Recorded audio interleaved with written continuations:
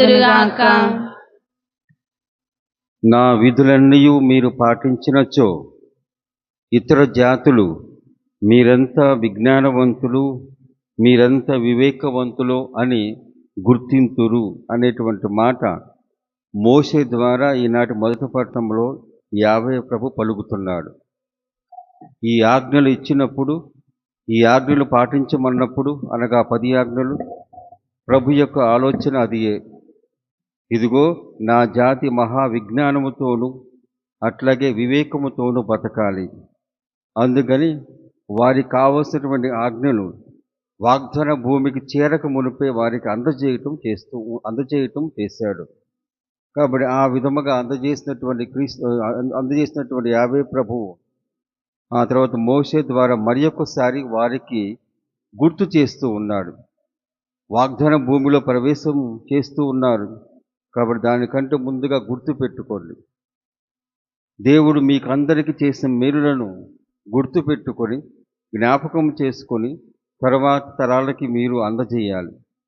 మీ విశ్వాసం మీతోనే అది అంతం అవ్వకుండా ఇదిగో ఈ గొప్ప కార్యాలు, ఈ గొప్ప అద్భుతాలు మీ సంతానానికి అనగా మీ కుమారులకు, మీ మనవుళ్ళు కూడా అందజేయనని చెప్పేసి ప్రభు చెబుతూ ఉన్నాడు.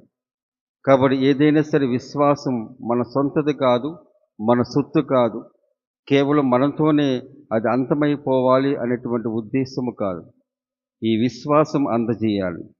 మనం అందుకున్నాం మరియు మన తర్వాత వారికి కూడా అదే విధముగా అందజేయాలి.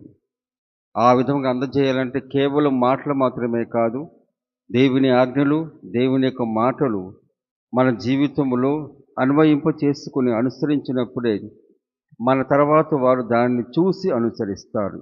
ఆ విధంగా విశ్వాసాన్ని మనము వారికి అందజేయచ్చు. ఈ విధముగా ఆలోచన చేస్తూ ఈ పూజా బలిలో పాల్గొందాం. కొద్దిసేపు మౌనంగా ఉండి మన విశ్వాసం పట్ల మనకున్నటువంటి అవగాహన, ఆ తర్వాత దాని పట్ల ఉన్నటువంటి భక్తిభావం ఏ విధంగా ఉందో పరిశీలన చేసుకుందాం. ఇంకా ఏమన్నా లోటుపాట్లు ఉన్నట్లయితే ప్రభుని ముందు క్షమించమని వేడుకుందాము.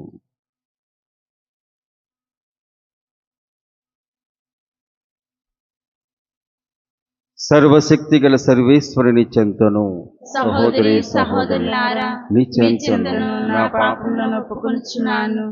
ఏలైనా తలంపు చేతను, వాక్కు చేతను, క్రియల చేతను, అశ్రద్ధ చేతను బహు పాపం చేసి ఇది నా తప్పు, ఇది నా తప్పు, ఇది నా గొప్ప తప్పు.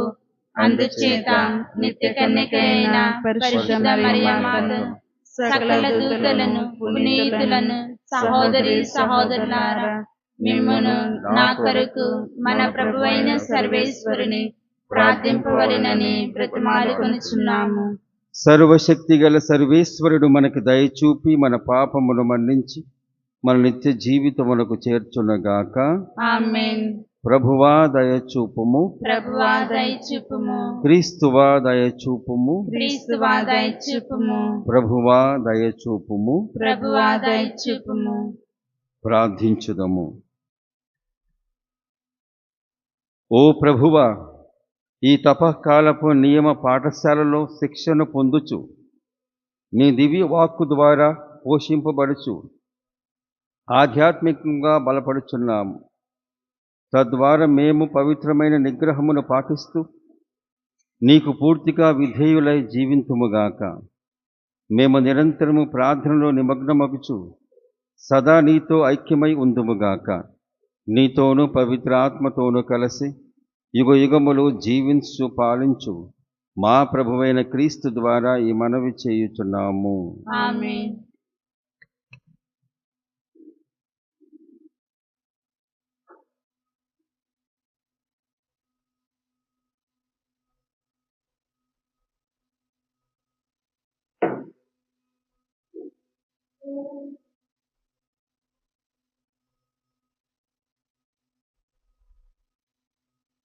నేను ఆజ్ఞాపించిన చట్టములను పాటింతురేని మీ కొసికిన గడ్డను స్వాధీనము చేసుకుందురు.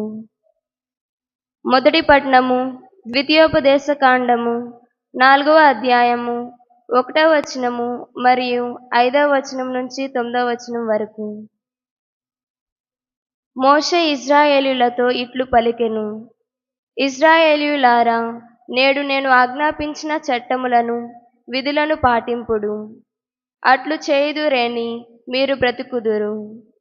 మీ పూర్వుల దేవుడైన ప్రభువు మీకొసగిన నేలను స్వాధీనము చేసుకొందురు. ప్రభువైన దేవుడు ఆజ్ఞాపించినట్లే నేను మీకు అతని విధులను చట్టములను బోధించితిని. మీరాక్రమించుకొని స్వాధీనము చేసుకొని బోవు నేల మీద ఈ ఆజ్ఞలన్నిటినీ పాటింపుడు. మీరు ఈ విధులన్నిటిని అనుసరింతురేని ఇతర జాతులు మీరెంత వివేకవంతులో ఎంత విజ్ఞానవంతులో గుర్తింతురు. వారు ఈ విధులను గూర్చి విన్నప్పుడు ఈ మహాజాతికి ఇంతటి వివేకము విజ్ఞానము అబ్బినది కదా అని విస్తుపోవుదురు. అవును మరి, మన దేవుడు పిలవగానే పలుకును. ఏ జాతి జనులకైనా ఎంత గొప్ప జాతి జనులకైనా వారి దేవుడు మన దేవుని వలె చెరువులనున్నాడా?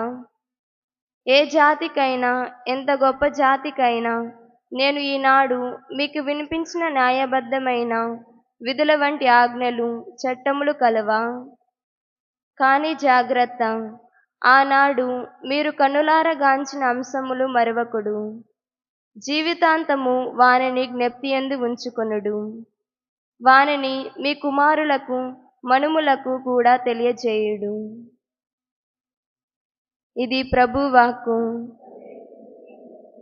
ప్రత్యుత్తర గీతము. కీర్తన 147వ కీర్తన. అందరూ యెరూషలేము ప్రభుని స్తుతింపుము.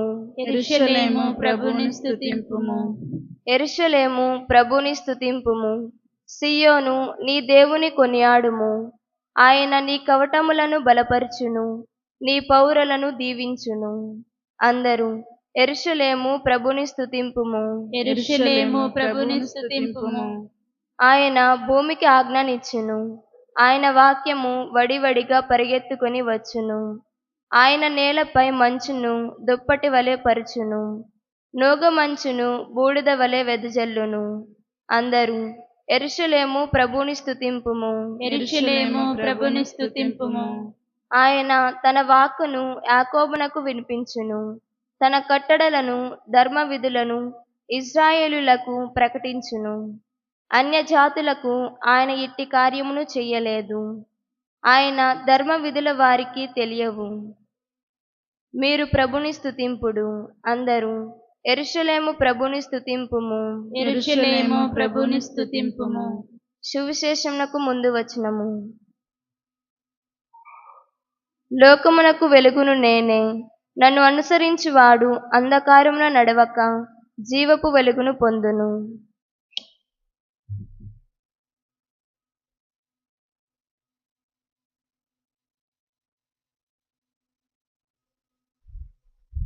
ప్రభువు మీతో ఉండునగాక. మీ ఆత్మతో నుండునుగాక. పునీత మత్తయి రాసిన పవిత్ర సువిశేషములోని భాగము. ప్రభువా మీకు మహిమ కలుగునుగాక. 5వ అధ్యాయము. మత్తయి శుభవార్త 5వ అధ్యాయము 17వ వచనము నుండి 19వ వచనం వరకు. యేసు ఇట్లు పలికెను. నేను ధర్మశాస్త్రమును ప్రవక్తల ప్రబోధమును రద్దు చేయవచ్చినని తలంపవలదు. నేను వచ్చినది వానిని సంపూర్ణమనుచుటకే గాని రద్దు చేయుటకు కాదు. పరలోక భూలోకములు గతించినను ధర్మశాస్త్రములోని ఒక అల్ప అక్షరమైనను ఒక పొల్లు అయినను వ్యర్థము కాక అంతయు నెరవేరినని నొక్కి వక్కానించున్నాను. కాబట్టి ఎవరైనా ఈ ఆజ్ఞలలో ఈ అత్యల్పమైన దానిని భంగపరిచి అట్లు జనులకు బోధించును అటువాడు పరలోక రాజ్యమున అత్యల్పుడుగా పరిగణింపబడును.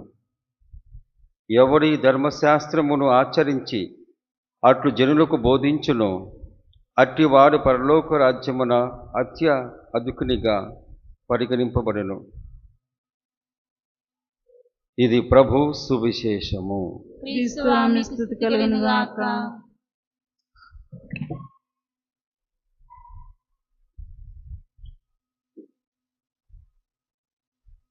జంతువులన్నీ తమ పిల్లలకు జన్మనిచ్చిన తరువాత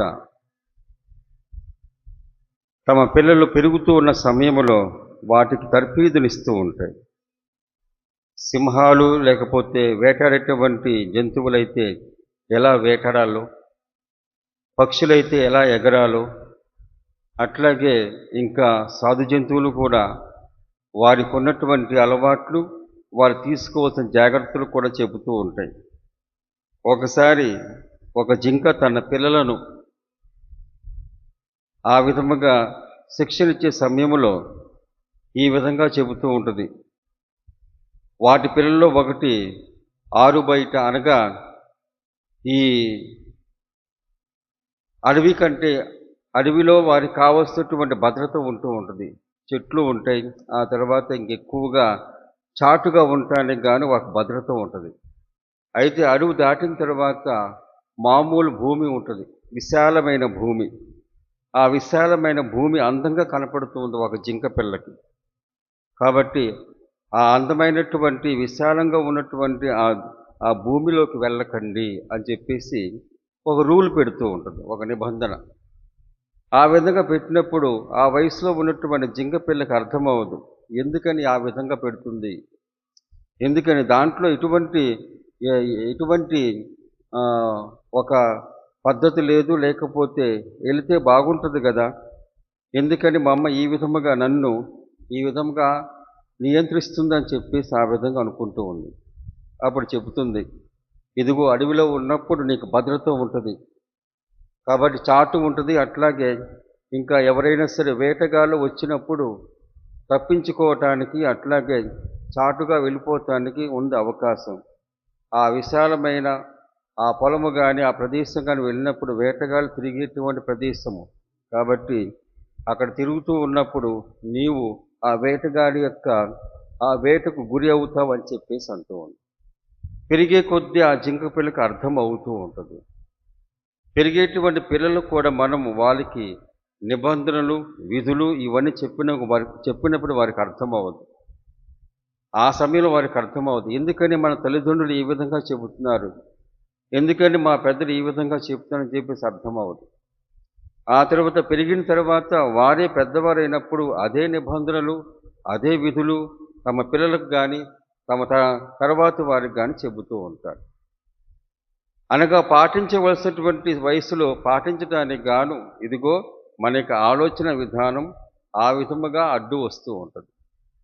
కానీ పాటించేటువంటి వయసు దాటిన తర్వాత ఇక దానిని అయ్యో నేను పాటించలేకపోయానని చెప్పేసి ఒక మనసులో ఒక బాధ, ఆ తర్వాత ఇంక వేరుగా ఇంక తమ జీవితాన్ని క్రమపరుచుకోవటానికి అవకాశం ఉంటూ ఉంటుంది.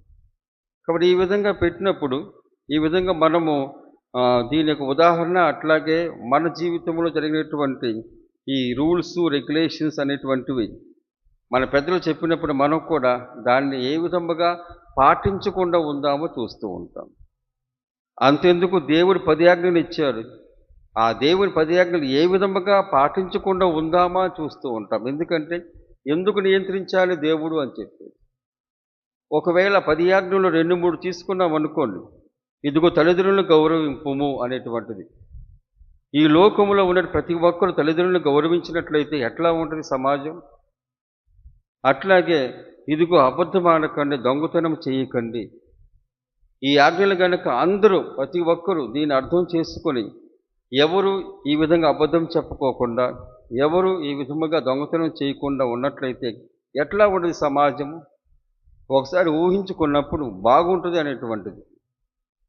ఇదే ఉద్దేశముతో యావే ప్రభు కూడా ఆనాటి జాతికి, ఇజ్రాయేలు జాతికి ఈ 10 ఆజ్ఞలు ఇవ్వటం చూస్తూ ఉన్నాం. అందుకే ఈనాటి మొదటి పట్టణంలో మోషే ఆయన ఇంకా ఈ ద్వితీయోపదేశ కాండములో ఆయన చెప్పినటువంటి మాటలు అయిన తర్వాత చివరిగా ఆయన యొక్క మరణము గురించి వినబోతూ ఉన్నాం. మోవాబు ప్రాంతానికి వెళ్ళిపోయి ఆయన మరణం చవి చూడటం చూస్తూ ఉన్నాం. దానికంటే ముందుగా యోర్దాను నది యువతల వాళ్ళు ఉంటూ అవతల పక్క ఉన్నటువంటి వాగ్దాన భూమిని చూపిస్తూ ఆయన చెప్పినటువంటి మాటలు. అందుకని నేను మీకు బోధించిన చట్టములను విధులను పాటింపుడు, అట్లు చేయుదురేని మీరు బతుకుతురు.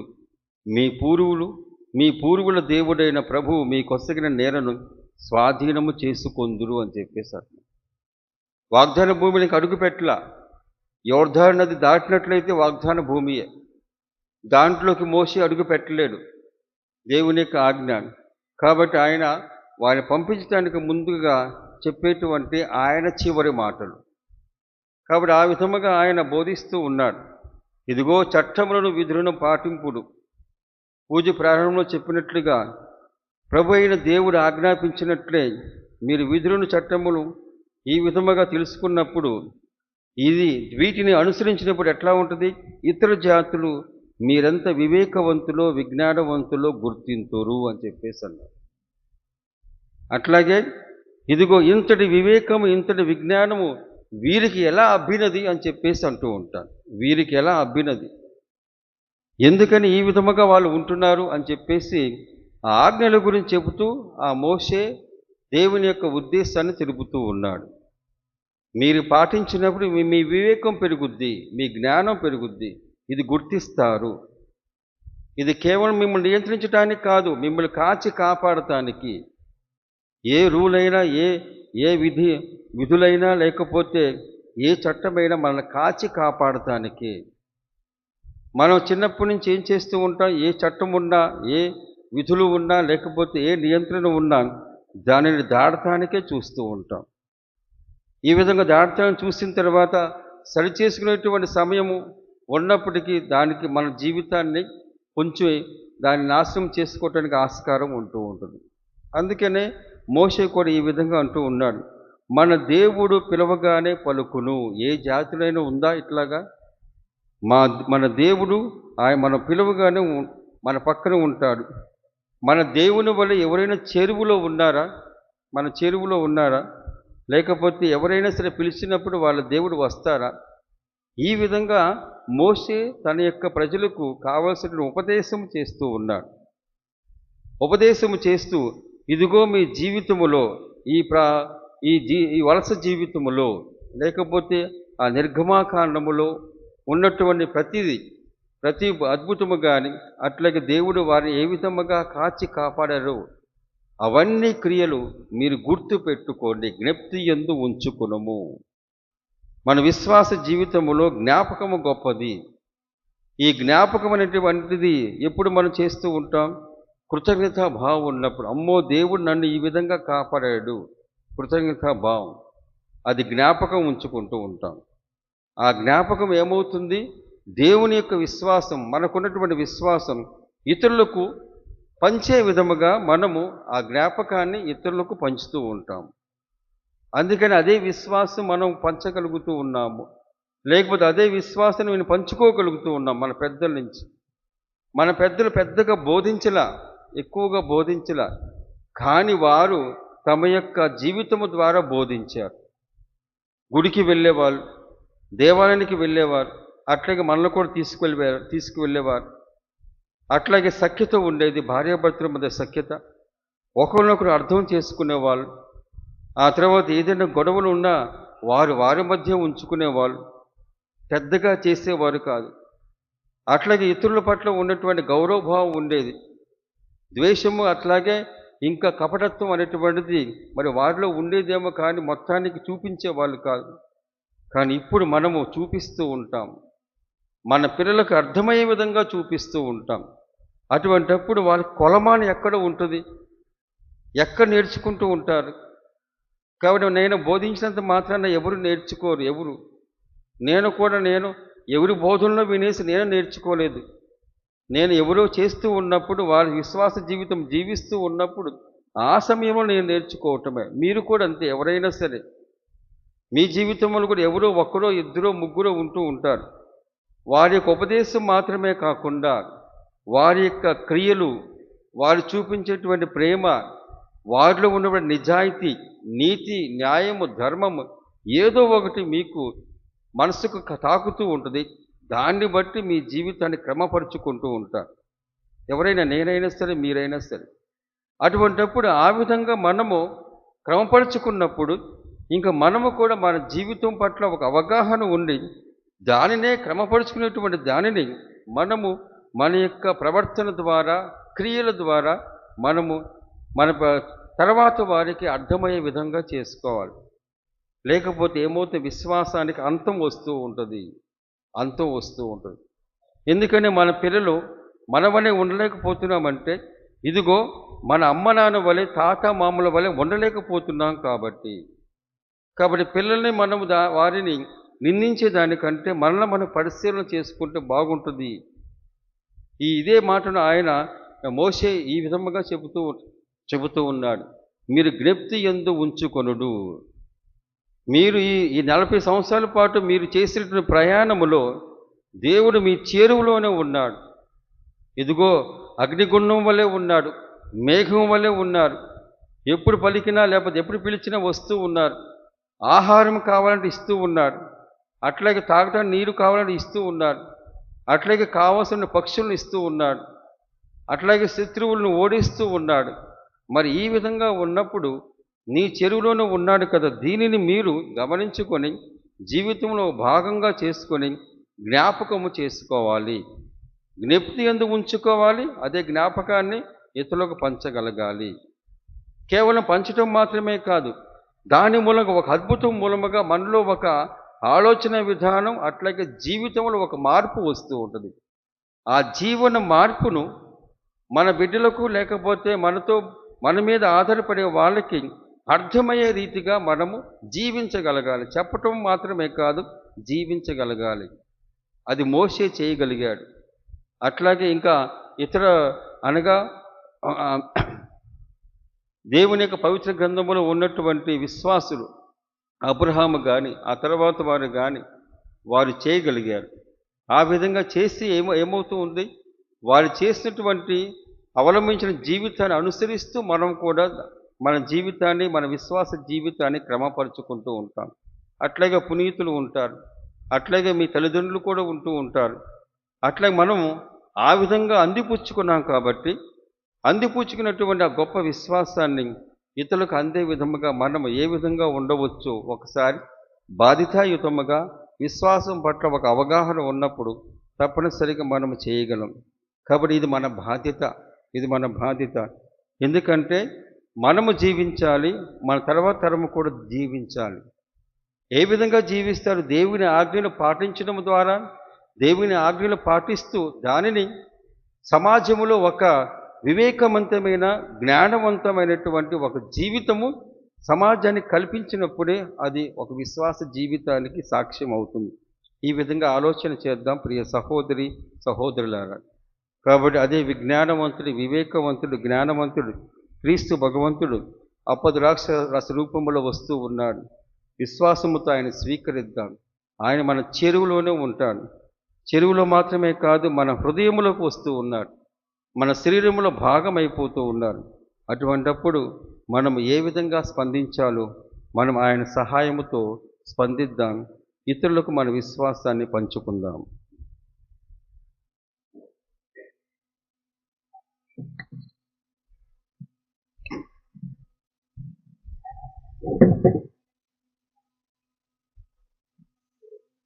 నా హృదయము నీకు అర్పణం, నా జీవితం నీకు అంకితం. నా హృదయము నీకు అర్పణం, నా జీవితం నీకు అంకితం. చేకను దేవా దయతో నన్ను, చేకను దేవా దయతో నన్ను, దీవించుమయ్యా కృపతో నేడు, దీవించుమయ్యా కృపతో నేడు. నా హృదయము నీకు అర్పణం, నా జీవితం నీకు అంకితం. కలిమి నేను పొందిన కొన్నాళ్ళేగా, చెలిమి నేను చేసిన కొన్నేళ్ళేగా,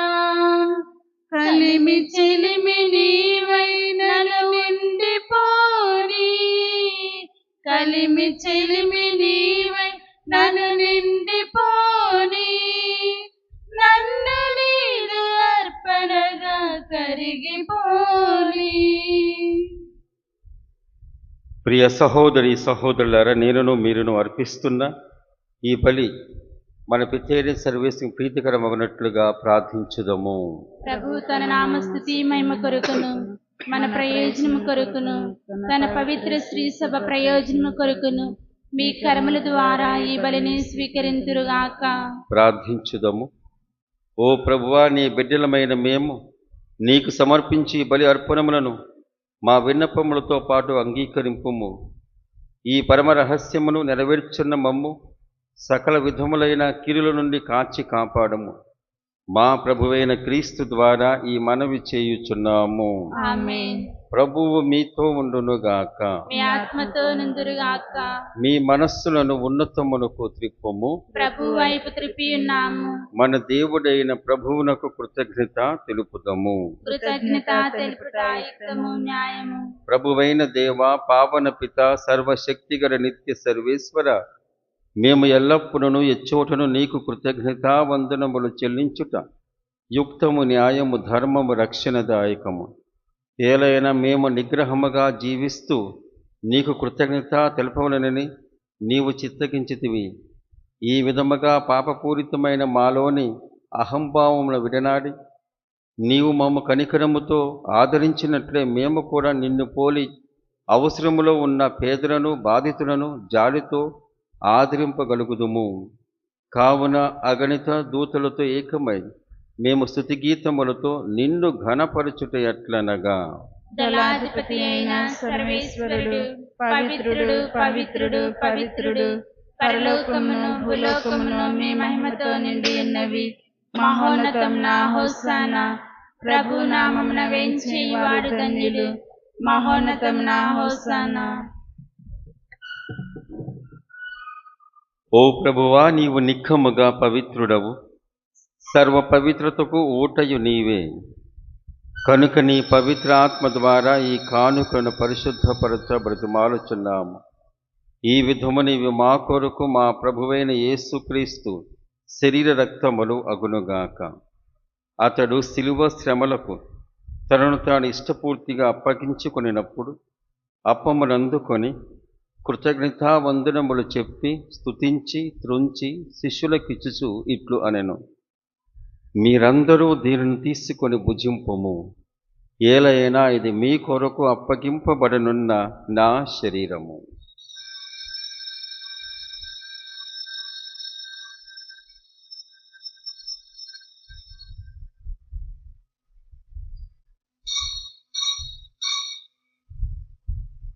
ఆ విధముననే భోజనానంతరము పాత్రమునందుకొని మరల నీకు కృతజ్ఞతా వందనములు చెప్పి శిష్యులకిచ్చుచు ఇట్లు అనెను, మీరందరూ దీనిని తీసుకుని పానము చేయుడు. ఏలైనా ఇది నూతన నిత్య నిబంధన యొక్క నా రక్తపు పాత్రము. ఇది మీ కొరకును అనేకుల కొరకును పాప పరిహారమునకై ధారవోయబడును. దీనిని నా జ్ఞాపకార్థము చేయుడు.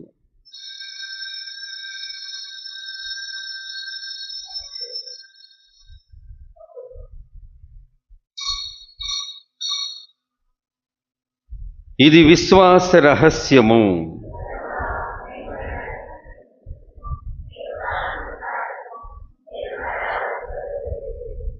కనుక తండ్రి, క్రీస్తు మరణమును ఉత్థానమును స్మరించుచు జీవమొసగి అప్పమును రక్షణ పాత్రము నీకు సమర్పించున్నాము. నీ సముఖము నిలిచి నీకు పరిచర్య చేయుటకు మమ్మ పాత్రలుగా చేసినందుకు నీకు వందనము తెలుపుచున్నాము. క్రీస్తు శరీర రక్తముల యందు పాలివార మగమము పవిత్ర ఆత్మ ద్వారా ఐక్యపరచమని బ్రతిమాలుచున్నాం. ఓ ప్రభువా, ప్రపంచమంతటా వ్యాపించి ఉన్న నీ శ్రీ సభను జ్ఞాపకం ఉంచుకునము. మా లియో జగద్గురువును, మా జోసఫ్ రాజా పీఠాధిపతిని, గురువులందరితో పాటు మమ్మును నీ ప్రేమ యందు పరిపూర్ణుడు చెయ్యము. ఉత్థానమగుదమని నమ్మికతో చనిపోయిన మా సహోదరి సహోదరులను, నీ కనికరమందు చనిపోయిన వారందరినీ జ్ఞాపకం ఉంచుకునము. వారిని దివ్య ప్రకాశమునకు చేర్చుకొనము. మా అందరిపై దయచూపి దేవుని కన్యతలేగు మరియమాతతోను, పునీత యోసేపు గారితోను, పునీత అపోస్తలులతోను, ఆది నుండి నీకు సేవ చేసిన పుణ్యాత్మలందరితో మాకు నిత్య జీవితములో భాగమును దయచేయము. అప్పుడు వారితో కలిసి మేము నీ కుమారుడకు యేసుక్రీస్తు ద్వారా నిన్ను స్తుతించి మహిమ పరచుదము. క్రీస్తు ద్వారా, క్రీస్తుతో, క్రీస్తునందు సర్వశక్తి గల పితి అయిన సర్వేశ్వర, పవిత్ర ఆత్మతో ఏకమయుండు నీకు యుగ యుగములు గౌరవ మహిమలు కలుగునగాక. మన రక్షకుడిచ్చిన పరమోపదేశమును అనుసరించి ప్రార్థింప సాహసింతము. పరలోకమందున్న మా తండ్రి, నీ నామం పూజింపబడునుగాక, నీ రాజ్యము వచ్చునుగాక, మీ చిత్తము పరలోకమందు నెరవేరినట్లు భూలోకమందు నెరవేరునుగాక. నానాటికి కావలసిన మా ఆహారము మాకు నేటికి అనుగ్రహింపుము. మా యొద్ద అప్పుబడిన వారిని మేము మన్నించినట్లు మా అప్పులను మీరు మన్నింపుము. మమ్ము శోధన యందు ప్రవేశింపనివ్వక కీడుల నుండి మమ్ము రక్షింపుము. ప్రభువా, అన్ని కీడుల నుండి మమ్ము రక్షింపుము. మా ఈ రోజుల్లో మాకు శాంతిని ప్రసాదింపుము. నీ దయానుగ్రహణ నా పాపము నుండి మమ్ము విముక్తులను చేసి అన్ని కలతల నుండి సర్వదా కాపాడుము. మేము మోక్షానందమును మా రక్షకుడైన యేసుక్రీస్తు ఆగమమును నిరీక్షించుచుందుము.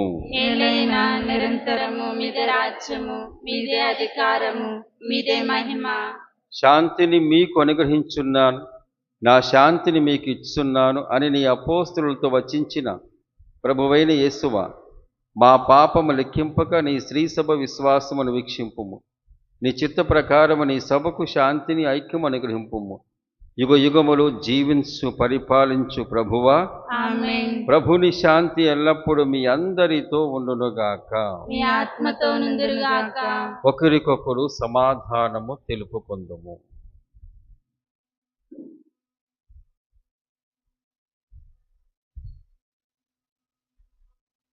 సర్వేశ్వరుని గొర్రెపిల్ల, లోక పాపములను పరిహరించు ప్రభువా, మాకు దయచూపుము.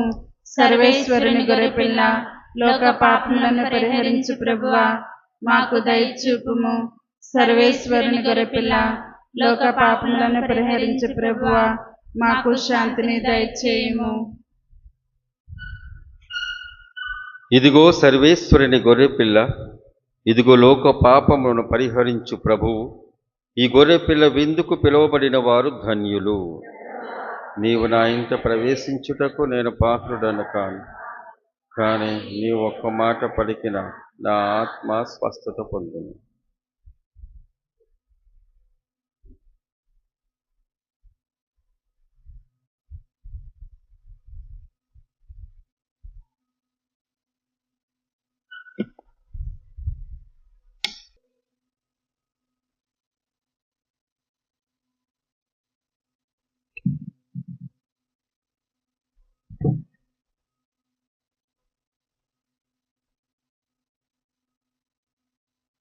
రండి ఓ జనమా, యేసు విందుకు ప్రభుని చేకొనగా వేగమే. రండి ఓ జనమా, యేసు విందుకు ప్రభుని చేకొనగా వేగమే. పరమ పదము చేర్చడి పావన విందు, హసువులన్నీ బాపెడి అమృత విందు. రండి ఓ జనమా, యేసు విందుకు ప్రభుని చేకొనగా వేగమే. రండి ఓ జనమా, యేసు విందుకు ప్రభుని చేకొనగా వేగమే. ఐక్యతను వసగే విందు, అమర జీవమిచ్చడి విందు, ఎందరినో కాచడి విందు, యేసుక్రీస్తు స్మారక విందు. ఐక్యతను వసగే విందు, అమర జీవమిచ్చడి విందు, ఎందరినో కాచడి విందు, యేసుక్రీస్తు స్మారక విందు. ఆరగించరారే అద్భుత విందు రండి ఓ జనమా, యేసు విందుకు ప్రభుని కొనగా వేగమే. తడరాత్రి సమయమునందు కరుణామయుడిచ్చిన విందు, పాదములు కడిగే విందు, ప్రేమాజ్ఞ ఇచ్చిన విందు. తడరాత్రి సమయమునందు కరుణామయుడిచ్చిన విందు, పాదములు కడిగే ముందు, ప్రేమాజ్ఞ ఇచ్చిన విందు. ప్రీతి తోడలో కొనరండి మన ప్రభు విందు రండి ఓ జనమా, యేసు విందుకు ప్రభుని కొనగా వేగమే.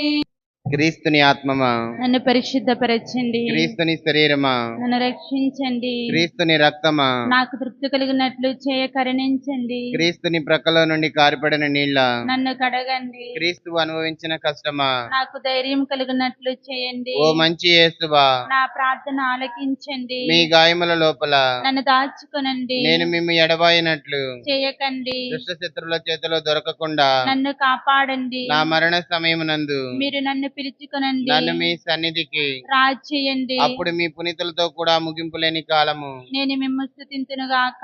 పరిపూర్ణ ఫలము గల జపము. మహామధురముతో నిండిన మంచి యేసువా, దాసుడనైన నేను దేవర వారి సముఖములో మోకాళ్ళ మీద నిలిచి సాష్టాంగపడి నా చేతులను నా కాళ్ళను తొలిచినారు, నా ఎముకలన్నీ ఎంచినారు అని దేవర వారిని గురించి పూర్వకాలమందు దావీదు దీర్ఘదర్శి వచించిన దానిని నేను ఇప్పుడు జ్ఞాపకపరుచుకొని దేవరవారి యొక్క 5 గాయములను మిక్కిలి భక్తి పట్టుదలతోను దుఃఖముతోను నా అంతరంగమునందు విచారించి తలంపు చే ధ్యానించెడు ఈ సమయమునందు దృఢమైన విశ్వాసము, నమ్మిక, దైవ ప్రేమాయనుడు సుకృత పుణ్యములను నా పాపముల మీద నిజమైన మనస్తాపమును వారిని దిద్దుకొన మిక్కిలి దృఢమైన ప్రతిజ్ఞను నా హృదయమునందు ముద్రింపచేయ నవతరింపవలేనని నా మంచి చేసువా దేవరవారిని నా ఆత్మ యొక్క మేలైన ఆశాకాంక్షతో ప్రతిమాలి ప్రార్థించుచున్నాము స్వామి. ఆమేన్. గురువుల కొరకు జపము. నిత్య గురువులైన యేసు ప్రభు, నిత్య గురువులైన యేసు ప్రభు, మీ గురువులను మీ పరిశుద్ధ హృదయమునందు సురక్షితముగా నుంచుకొనండి. మీ పవిత్ర శరీరమును తాకెడు వారి కరములను పావనముగా నుంచండి. మీ మహనీయ గురు పట్టముచే ముద్రింపబడిన వారి హృదయములకు లోకమలినము సోకనీయక ఎల్లప్పుడూ పరిశుద్ధముగా నుండినట్లు చేయండి. మీ దివ్య ప్రేమ వారిని లోకాశల నుండి కాపాడును గాక. వారి ఆత్మలు మిగుల ఫలవంతమగును గాక. వారి పరిచర్యను పొందువారు ఈ లోకములో వారికి ఆనందమును ఊరటను వసగి పరలోకములో వారికి నిత్య భాగ్యము యొక్క కిరీటముగా నుండి చిత్తగించండి. ఆమేన్. ఆమేన్. ప్రార్థించుదము. ఓ ప్రభువా, స్వర్గపు విందుతో పోషింపబడిన మమ్ము శుద్ధీకరింపుము. మా తప్పిదము అన్నిటి నుండి మమ్ము విమోచింపుము. తద్వారా నీ స్వర్గీయ వాగ్దానములకు మేము యోగ్యము అగుదుముగాక. మా ప్రభువైన క్రీస్తు ద్వారా ఈ మనవి చేయుచున్నాము. ఆమేన్. ప్రభువు మీతో ఉండునుగాక. మీ ఆత్మతోనుందురుగాక. సర్వశక్తి గల సర్వేశ్వరుడు పిత, పుత్ర, పవిత్రాత్మ మిమ్మందరిని ఆశీర్వదించి కాపాడునుగాక. ఆమేన్. పూజ సమాప్తమైనది. సమాధానముతో వెళ్ళి క్రీస్తుని ప్రేమలో జీవించండి. సర్వేశ్వరునికి వందనములు.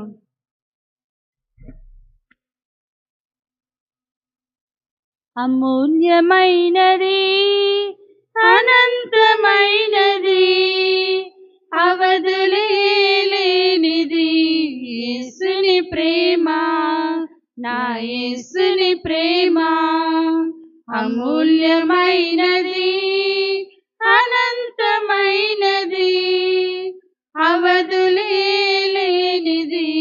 యేసుని ప్రేమ, నా యేసుని ప్రేమ